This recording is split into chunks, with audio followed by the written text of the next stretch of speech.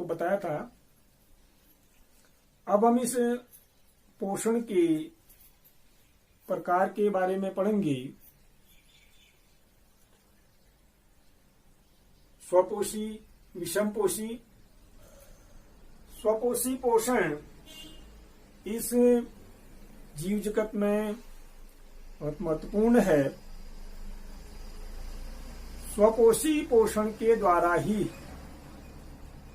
या स्वपोषी के अंतर्गत जो पेड़ पौधे आते हैं,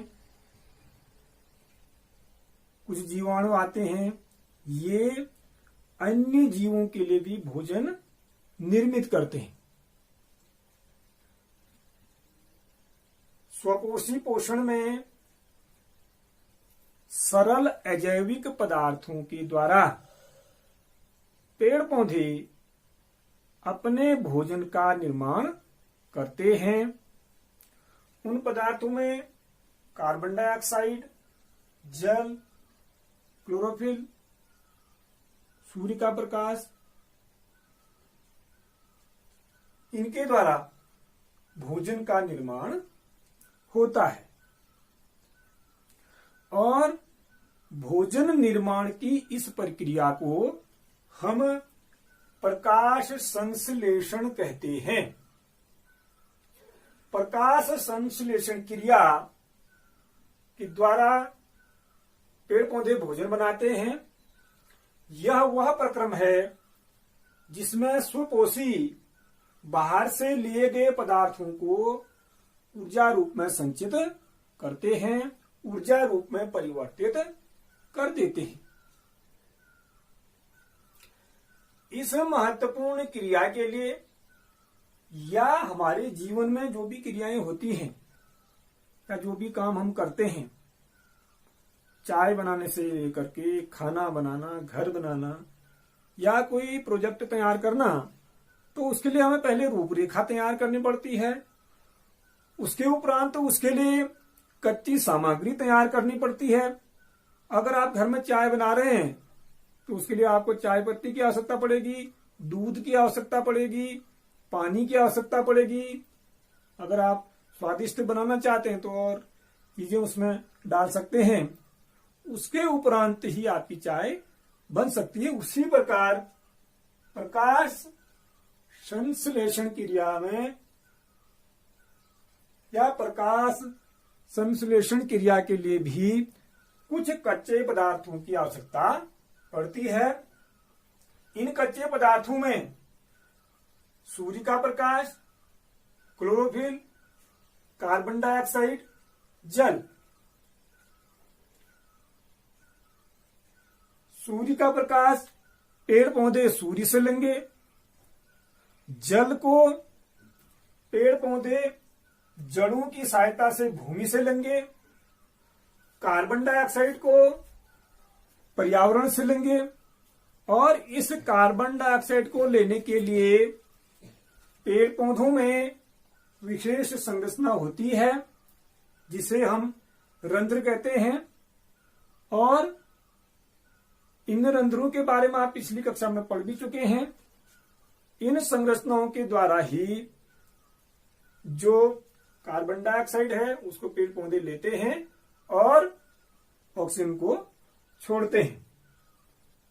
क्लोरोफिल पेड़ पौधों की पत्तियों में पाया जाता है और यह सूर्य के प्रकाश को अवशोषित करने का कार्य करता है। तो सभी जो प्रक्रियाएं हैं या सभी जो कच्ची सामग्री है वह इस प्रकाश संश्लेषण क्रिया में अपनी महत्वपूर्ण भूमिका निभाते हैं। मैंने आपके लिए यहाँ पर प्रकाश संश्लेषण क्रिया की समीकरण भी लिखी हुई है जिसमें हम कार्बन डाइऑक्साइड के 6 अणु ले रहे हैं, जल के 12 अणु ले रहे हैं, क्लोरोफिल, सूर्य का प्रकाश, उसके उपरांत भी ही हमारा जो भोजन है वो बनकर के तैयार होता है, जो एक कार्बोहाइड्रेट के रूप में हमें मिलता है और इसको हम ग्लूकोज भी कहेंगे।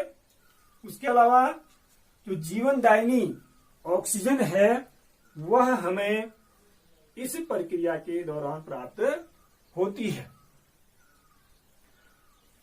जो भी भोजन इस क्रिया में निर्मित होगा वह पौधों में संचित हो जाता है और वह इस ऊर्जा को अपने दैनिक जीवन के कार्यों में काम में लाती है। अब बच्चों, इस जो प्रकाश संश्लेषण की क्रिया है इसमें कुछ महत्वपूर्ण घटनाएं होती है। पहली घटना है क्लोरोफिल द्वारा प्रकाश का अवशोषण। जो सूर्य का प्रकाश अवशोषित करना है उसमें क्लोरोफिल महत्वपूर्ण भूमिका निभाता है।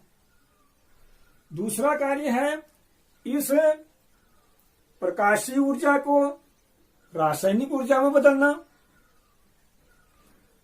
जल के अणुओं का हाइड्रोजन और ऑक्सीजन में टूट जाना।